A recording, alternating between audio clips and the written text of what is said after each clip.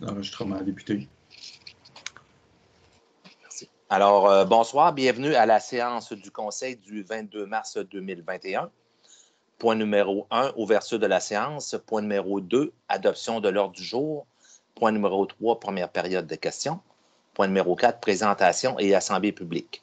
4.1, consultation écrite, projet de règlement numéro V537-01 et V538-02. Point numéro 5, administration. 5.1, attestation et réalisation de travaux dans le cadre de l'aide financière octroyée dans le programme TAPU pour la réalisation du sentier polyvalent entre le Parc des Berges et la rue Mathieu. 5.2, renouvellement du mandat de Mme Sylvie Lambert sur le conseil d'administration de l'Office municipal de l'habitation du Grand Port-Neuf. Point numéro 6, législation et greffe. 6.1, vente du lot 6 421 703 du cadastre du Québec. 6.2, destruction de documents selon le calendrier de conservation des documents de la Ville. 6.3, adoption du règlement V536-04, modifiant le règlement relatif à l'administration des règlements d'urbanisme numéro V536 afin de préciser le contenu des demandes de permis de construction et de certificats d'autorisation. 6.4, adoption du règlement V537-01, modifiant le règlement de construction numéro V537 afin d'actualiser certaines dispositions applicables en matière de construction. 6.5, adoption du règlement numéro V538-02, modifiant le règlement de lotissement numéro V538 afin d'assurer la concordance sur le règlement numéro 390, modifiant le schéma d'aménagement et le développement de la MRC de Port-Neuf. Point numéro 7, gestion contractuelle, mandat de service professionnel relatif au contrôle qualitatif des matériaux pour les travaux de prolongement et de réfection des infrastructures de la rue Sauvageau. 7.2, octroi de travaux de réfection des infrastructures municipales de l'avenue Sainte-Anne et de l'avenue Lamotte. Point numéro 8, aucun point. Point numéro 9, ressources humaines. 9.1, augmentation du salaire, correction, augmentation salariale pour certains postes. 9.2, embauche de coordonnateurs au camp de jour. 9.3, confirmation de fin de lien d'emploi d'un opérateur temporaire du service des travaux publics. Point numéro 10, autres sujets. 10.1, aide financière au relais de la Pointe aux Écureuils. Point numéro 11, deuxième période de questions. Point numéro 12, affaires nouvelles. Monsieur le directeur général. Non, de mon côté, je n'ai pas d'affaires nouvelles, monsieur le maire. Parfait. Maître Gignac. Non, je n'ai pas d'affaires nouvelles de mon côté non plus. Messieurs et mesdames les conseillers. Non, pas pour moi. Non. Parfait. Point numéro 13, aucun point. Et point numéro 14, la levée de la séance.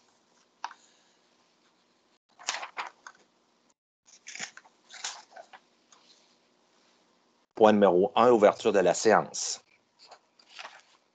René-Claude Pichette, je propose. Madame Pichette, merci. Point numéro 2, adoption de l'ordre du jour. Serge Paquin, je propose. M. Paquin.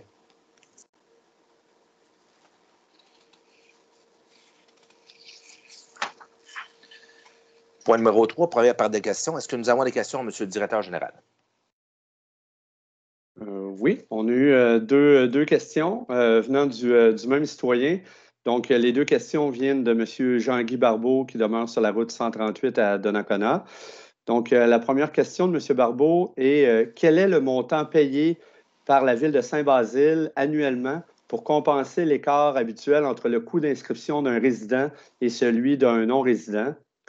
En fait, pour répondre à la question de M. Barbeau, en fait, le coût payé est le coût réel. Donc, contrairement à l'entente que nous avons signée avec la Ville de Cap-Santé avec un montant fixe, la Ville de Saint-Basile, c'est un coût réel.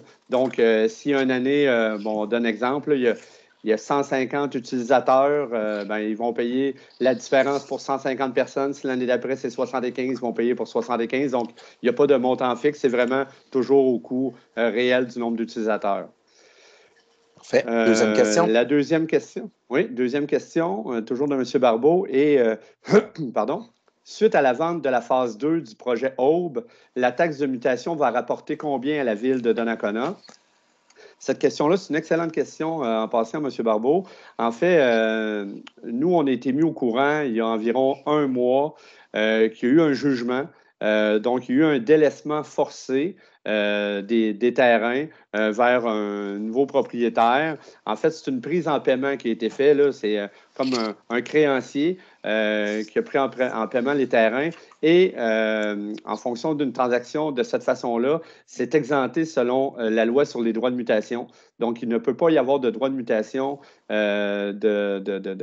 d'envoyer, de facturer lorsque c'est une prise en paiement de terrain par un créancier dans le cadre d'un délaissement forcé, comme il est arrivé le cas dans cette situation-là. Donc, voilà, ça répond à la question, mais c'est une excellente question de fiscalité, là. Parfait, merci bien. Alors, on va passer au point numéro 4, présentation et assemblée publique. 4.1, consultation écrite, projet de règlement numéro V537-01 et V538-02. Maître Gignac.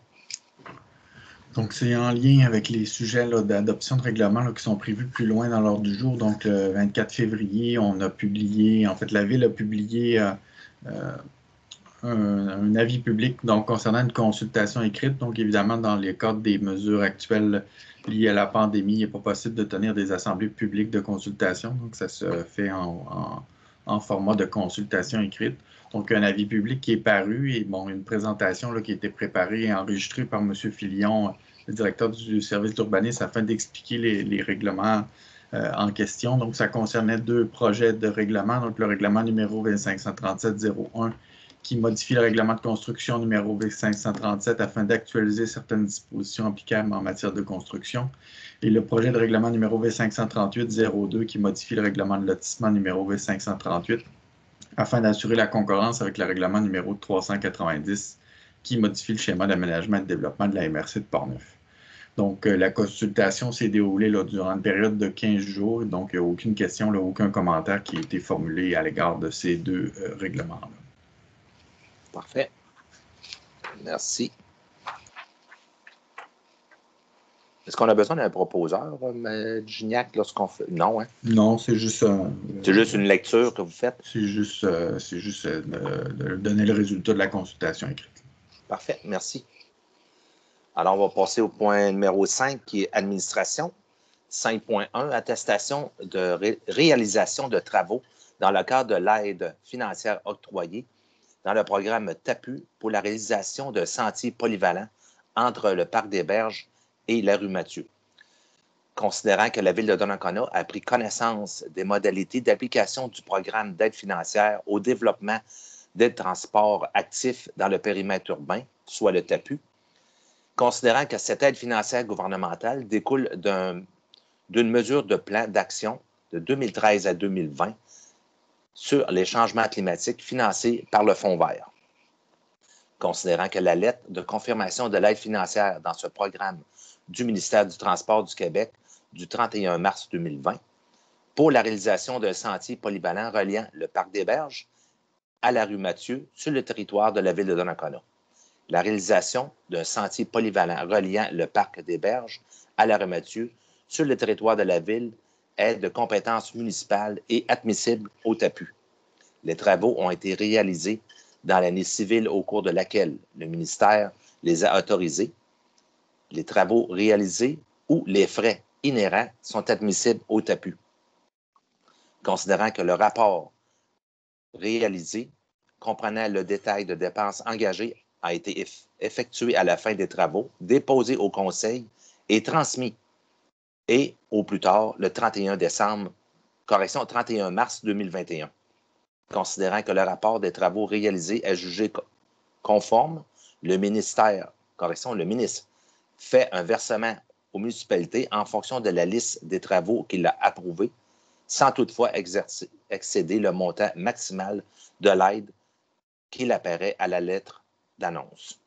La résolution est que le conseil municipal de la ville de Donnacona approuve les dépenses totales de 306 335,20 relatifs à la réalisation du sentier polyvalent reliant le parc des Berges à la rue Mathieu sur le territoire de la ville de Donnacona, tel que décrit dans le rapport des travaux réalisés conformément aux exigences du ministère des Transports du Québec et reconnaît qu'en cas de non-respect de celui-ci, l'aide financière sera résiliée. Alors, j'aurai besoin d'un proposeur. Jean-Pierre Pagé, je propose. Monsieur Pagé. Est-ce qu'il y en a qui sont contre? Alors, 5.2. Renouvellement du mandat de Mme Sylvie Lambert sur le conseil d'administration de l'Office municipal d'habitation du Grand Port-Neuf. Considérant que 7 administrateurs de l'Office municipal d'habitation du Grand Port-Neuf, l'OMHGP, sont nommés par le conseil municipal de chacune des villes et municipalités desservies par l'Office pour des mandats d'une durée de 2 ans. Considérant que le mandat de Mme Lambert sur le conseil d'administration de l'OMHGP venait à échéance le 24 janvier 2021. Le conseil municipal souhaite renouveler le mandat de Mme Sylvie Lambert sur le conseil d'administration de l'OMHGP, toutefois la tenue d'élections municipales générales du 7 novembre prochain. La résolution est que le conseil municipal de la ville de Donnacona renouvelle le mandat de Mme Sylvie Lambert au sein du conseil d'administration de l'OMHGP pour une durée de 2 ans, sous réserve toutefois de l'élection municipale le 7 novembre prochain. J'aurai besoin d'un proposeur. Francis Bellemare, je propose. Monsieur Bellemare. Est-ce qu'il y en a qui sont contre? Félicitations, Mme Lambert. Vous êtes en poste pendant 2 ans. Félicitations, Mme Lambert. Merci. Ceci conclut les points numéro 5. Alors, point numéro 6, législation et greffe. Les 5 prochains points vont être expliqués par Maître Gignac, le directeur général adjoint. Alors, 6.1, vente du lot 6 421 703 du cadastre de Québec. Donc, une promesse de vente qui a été conclue entre la Ville et l'entreprise Les Investissements stratégiques Giguère le 9 février 2021.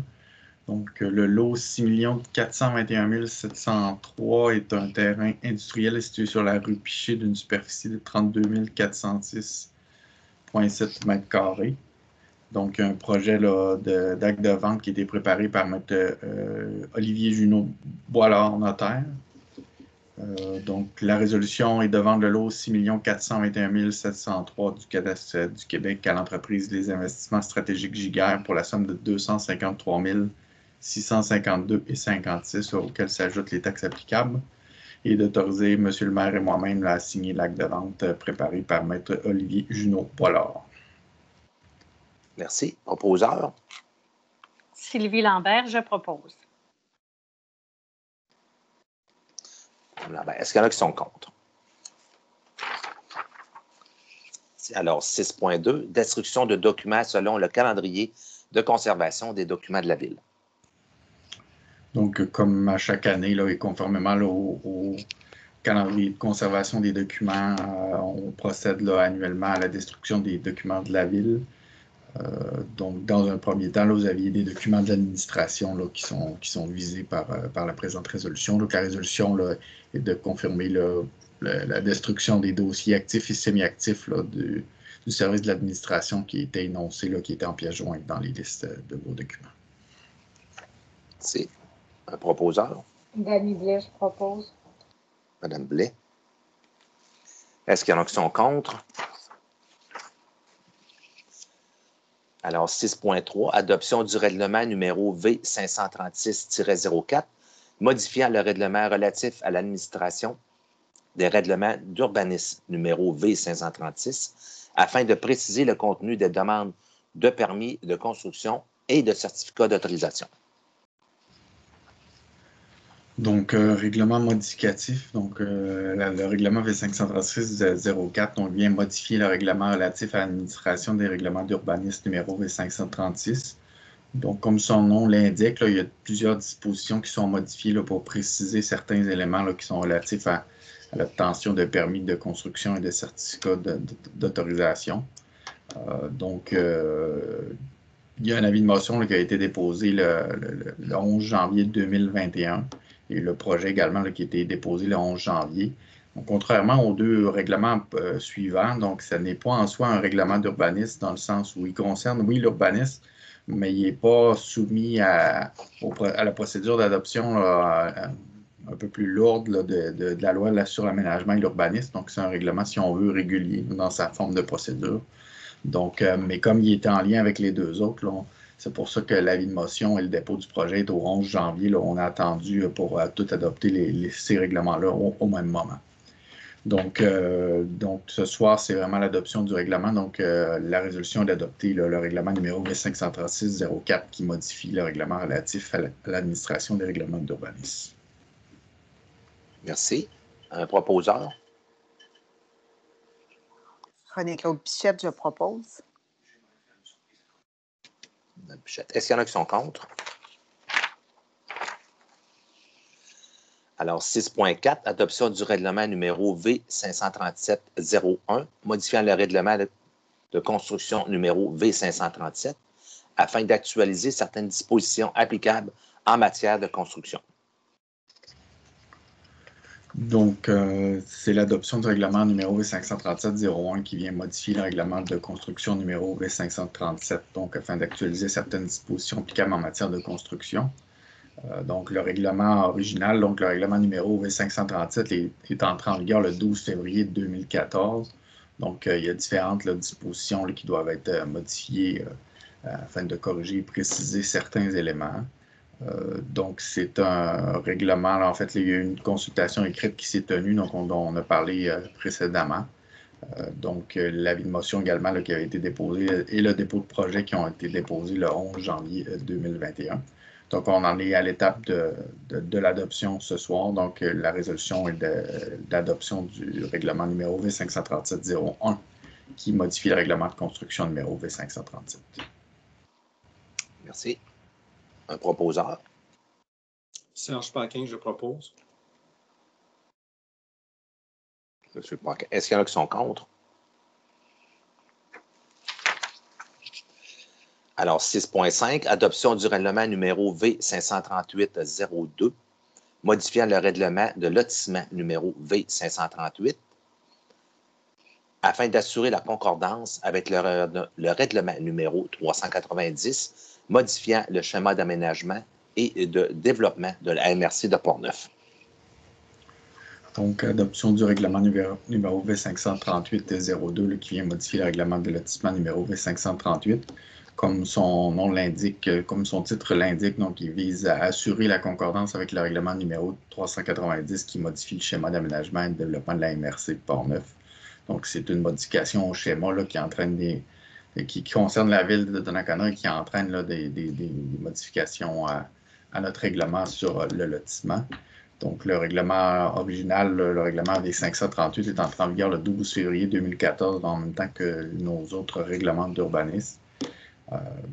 Donc, la consultation écrite là, qui s'est tenue au cours de la fin février, le début mars, et l'avis de motion a été déposé le 11 janvier, ainsi que le dépôt du projet de règlement. Donc, ce soir, comme les autres règlements, c'est l'adoption du règlement numéro V538-02 qui vient modifier le règlement de lotissement numéro V538.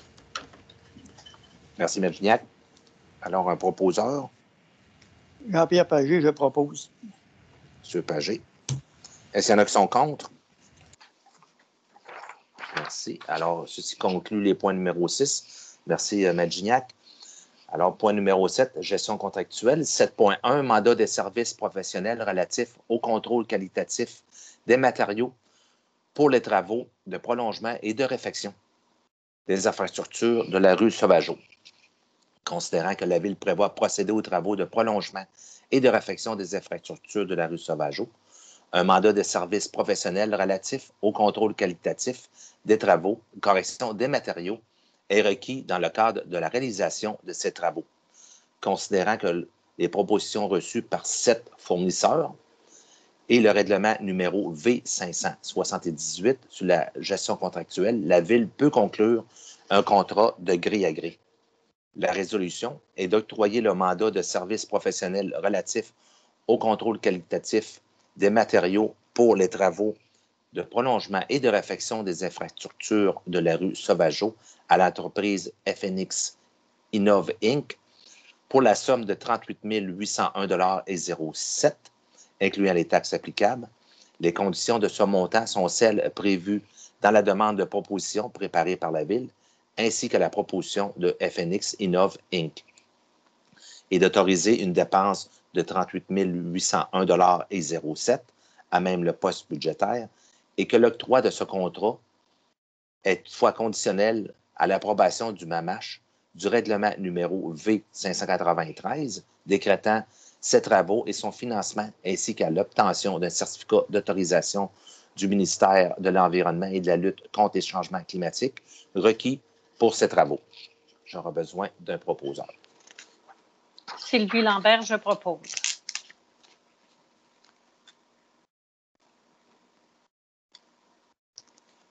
Est-ce qu'il y en a qui sont contre?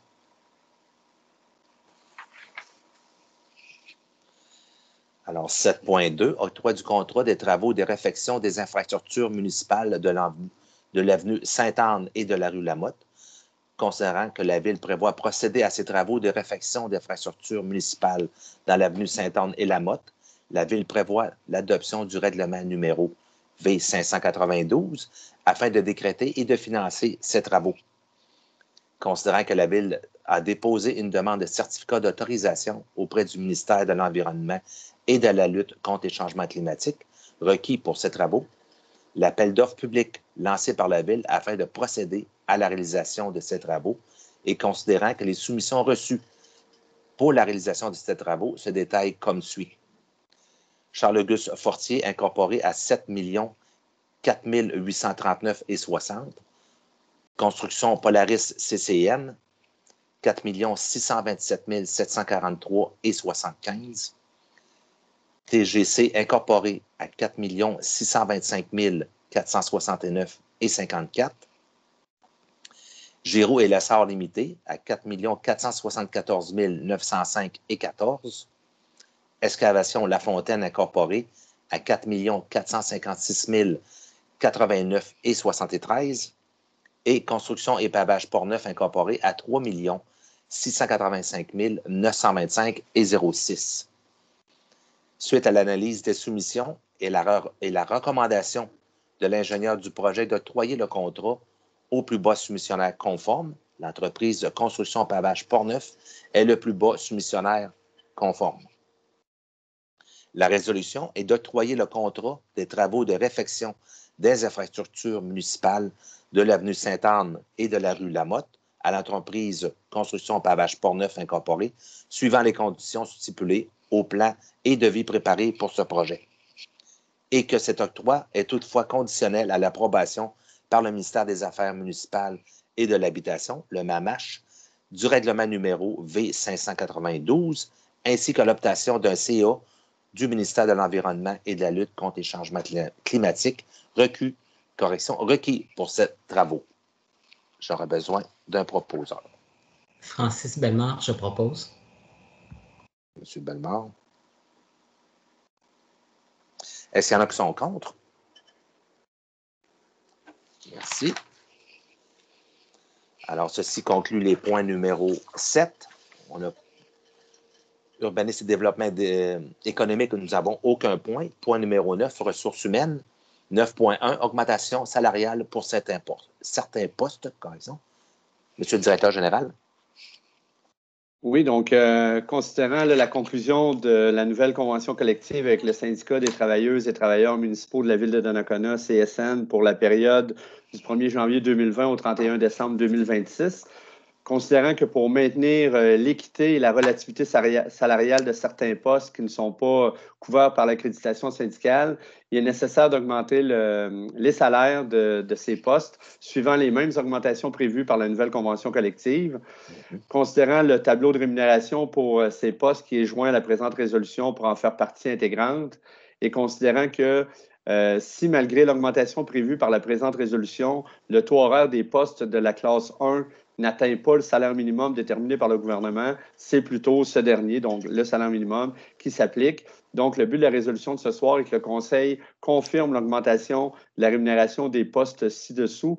Donc, on parle des surveillants de locaux ou à la bibliothèque, animateurs au local des jeunes, coordonnateurs au local des jeunes, sauveteur en chef, sauveteur national, assistant sauveteur, moniteur de sécurité aquatique et moniteur spécialiste. Et on parle des augmentations, là, les mêmes attributions que ce qui était entendu avec le syndicat des travailleuses et travailleurs municipaux de Donnacona. Donc, pour les années 2020, 2021, 2022, une augmentation de 2 2023-2024, une augmentation de 2,25 et 2025-2026, une augmentation de 2,5 Merci, M. Germain. Alors, j'aurais besoin d'un proposeur. Dany Blais, je propose. Merci, Mme Blais. Est-ce qu'il y en a qui sont contre? Si.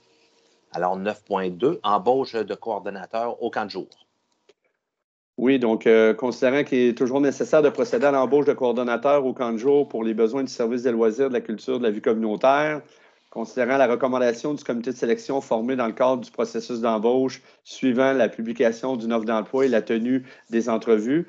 Donc, le but de la résolution de ce soir est de procéder à l'embauche des candidats suivants au poste identifié dans le tableau et selon la rémunération qui apparaît à titre d'employé étudiant, soit Charles-Olivier Alain comme coordonnateur en chef au taux horaire de 19,04 $. Par la suite, Anthony Alain comme coordonnateur adjoint au taux horaire de 17,78 $.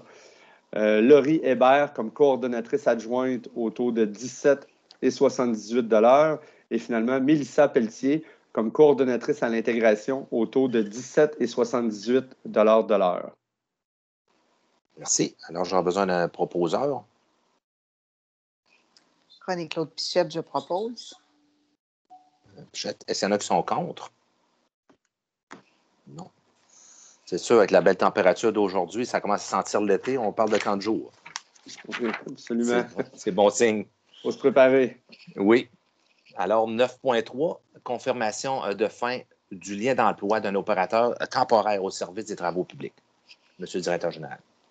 Oui, donc, considérant la décision de la CNESST entourant l'incapacité d'un opérateur temporaire du service des travaux publics de continuer à occuper son poste et la prise en charge de ce dernier par l'organisme de la CNESST, considérant que dans ce contexte, il s'avère donc nécessaire que le conseil municipal confirme la fin du lien d'emploi de cet employé avec la ville de Donnacona. Donc, le but de la résolution de ce soir est de confirmer le congédiement administratif et la fin du lien d'emploi de M. Bernard Léveillé au poste d'opérateur du service des travaux publics à titre d'employé temporaire.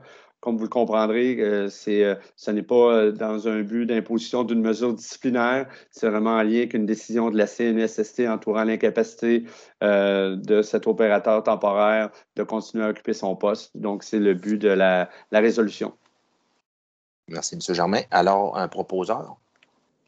Serge Paquin, je propose. M. Paquin. Est-ce qu'il y en a qui sont contre? Merci. Ceci conclut les points numéro 9. Maintenant, point numéro 10. Autre sujet. 10.1. Aide financière au relais de la Pointe aux Écureuils. Alors, considérant la demande d'aide financière présentée par le relais de la Pointe des Écureuils, considérant que cette aide financière prévue au budget 2020 de la Ville et considérant que cette aide financière représente un montant de 7 407 $ de subvention de fonctionnement, un montant de 5 500 $ pour l'organisation de 3 activités familiales gratuites pour la population, un montant de 500 $ pour l'organisation de la vente de garage, un montant de 600 $ en guise de contribution au déneigement d'une partie du stationnement donnant sur la rue du Manoir et considérant que le relais sollicite également une contribution de la Ville pour des travaux de peinture de la toiture de l'édifice et que le Conseil est favorable de contribuer à ce projet pour un montant de 10 000 $. Considérant que la Ville accepte également de fournir l'équivalent d'une somme de 2 000 $ en services municipaux pour le support aux différentes activités de l'organisme. La résolution est de verser une aide financière de 24 007 $ au relais de la Pointe des Écureuils et d'autoriser une dépense de 24 007 $ à même le poste budgétaire. J'en besoin d'un proposeur. Jean-Pierre Pagé, je propose.